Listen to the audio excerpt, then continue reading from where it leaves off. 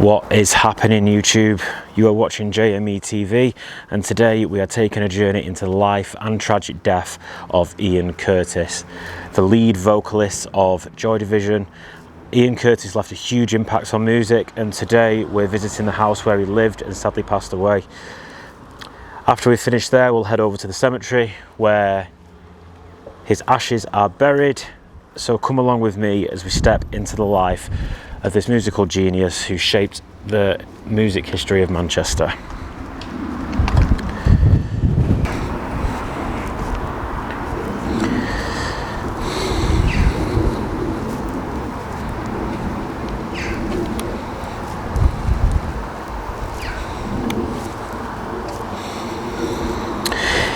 Ian Curtis was born on July 15, 1956, and even as a kid he had this deep passion for music and literature. He was really into Bowie, Reed and Iggy Pop. In 1976 he formed Joy Division with Bernard Sumner, Peter Hook and Stephen Morris, and their music was something completely different from what was out there at the time. It was dark, introspective and raw. But behind the music, Ian was struggling. He had epilepsy and depression, which made things really tough. His condition affected his performances and personal life, and you can feel that intensity and emotion in Joy Division's music if you listen carefully enough. Songs like She's Lost Control and Love Will Tear Us Apart are so deeply personal and reflective of what he was going through. On the night of May 17, 1980, Ian Curtis took his own life. It was a massive shock and devastating loss for his family and friends worldwide. Joy Division was about to tour the US and the band was on the brink of something huge, but then everything changed.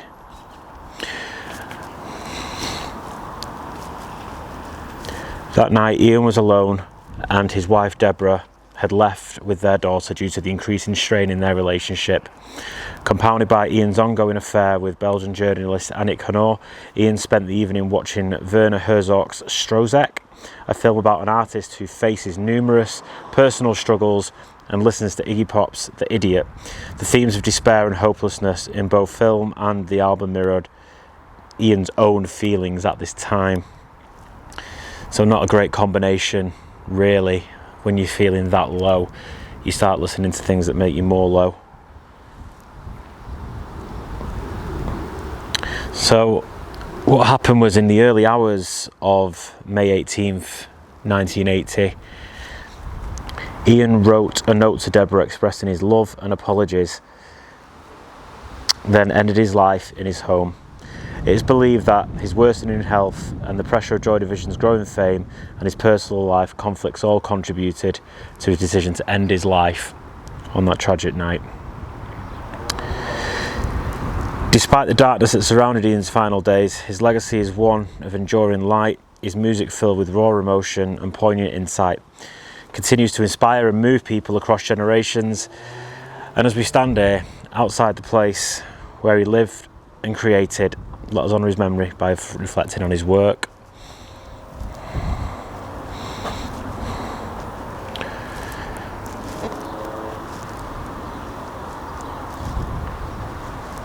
So here we are at 77 Barton Street in Macclesfield, Cheshire. This is the house where Ian Curtis lived,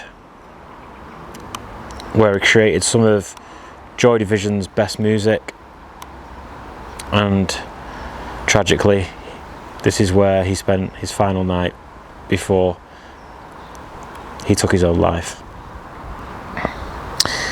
And it's pretty surreal standing here knowing that in this very place Ian wrote some of the lyrics that define Joy Division's haunting sound that they've got, that everyone knows them for.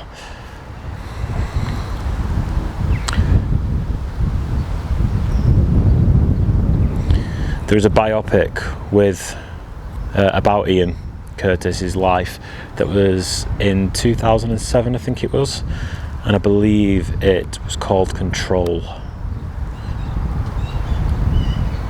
But yeah, that's the house.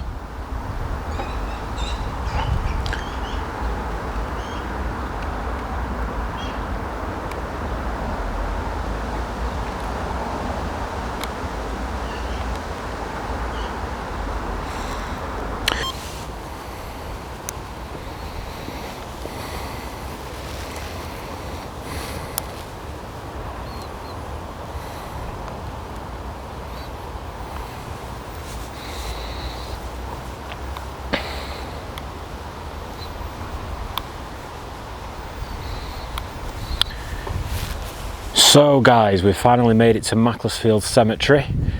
So we have just been down to Ian Curtis's house, had a look there, told you a little bit about what happened there and the tragic passing of him. So now we are going to go on the hunt for his final resting place, which is around these parts somewhere. But I suppose while we are looking for Ian's final resting place, we can talk a little bit more about his music. So, I personally believe Joy Division's sound was groundbreaking. Those haunting melodies and Ian's deep baritone voice really set them apart when it came to in the 1980s. In the second album, Closer, which came out after Ian's death in 1980, it just cemented their legacy even more. Tracks like, Heart and Soul, 24 Hours are, well, personally to me, just timeless classics. So, one of the things that always strikes me about Joy Division is how the music captures the human experience. Like, Ian's lyrics are often cryptic, but you can tell, more so after his death, that you could tell they were so personal, and they were dealing with things such as anxiety and depression, and the things that he was in a bad place, and it's so apparent in his music. His voice carries this raw honesty that just, it's so powerful. And it's not just about the music. I think Joy Division influenced so many other artists and bands. So if you look at the likes of the work of U2, Radiohead, countless others, like the band's minimalist style and Ian's evocative lyrics helped shape post-punk, and it literally paved the way for alternative music and the indie music scenes right through the 80s, right through the 90s and into the noughties. Now, Ian Curtis's story has also been told in books, documentaries and films. I did mention earlier on there is a biopic called Control, and this work gives us a glimpse into who Ian actually was, exploring all his complexities and struggles. And Ian remains a bit of a mystery, a public figure who was intensely private, a performer who often felt isolated. And personally, I think that's what keeps people drawn to his story, and is obviously his music. There's this enduring fascination with the man behind the music, and why so many fans continue to come to places like this just to pay the respects. Right. And I think that always happens, especially with the artists who die young. I do believe his grave is somewhere around here, and I think it's over here. Here we go.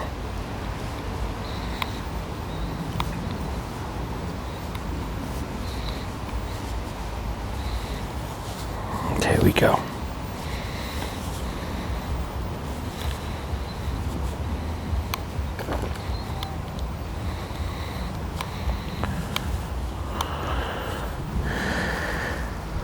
So here we are at Ian Curtis's grave.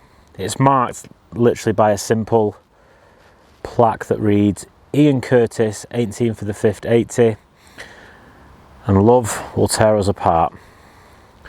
These words, taken from one of Joy Division's most iconic songs, it really captures the mix of sorrow and beauty in his work.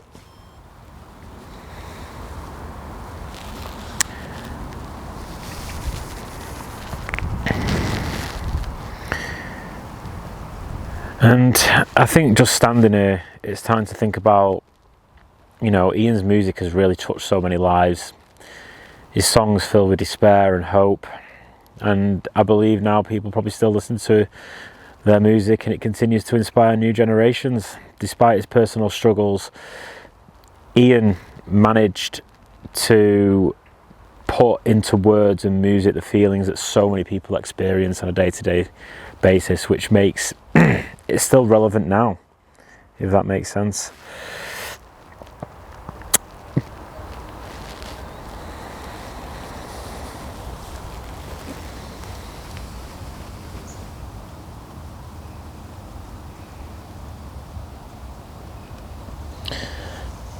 Post Ian's death, Joy Division's story actually didn't end there.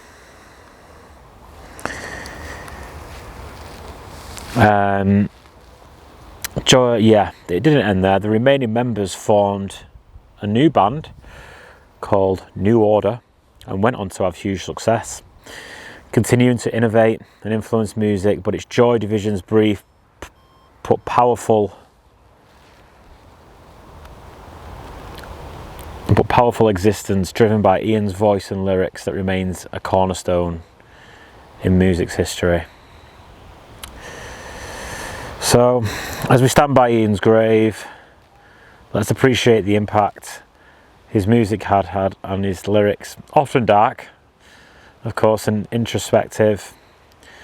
But personally, I think they offer a mirror to our own emotions and experiences. In this world that can sometimes feel a bit disconnected, Ian's music reminds us of our shared humanity. So that wraps up our journey today. Let's remember Ian Curtis, and not just for the tragedy of his death, but for the profound beauty and depth of his music. His voice remains with us, a reminder of the enduring power of art to capture the human soul. Thanks so much, guys. You're watching JME-TV. And until next time, see you later.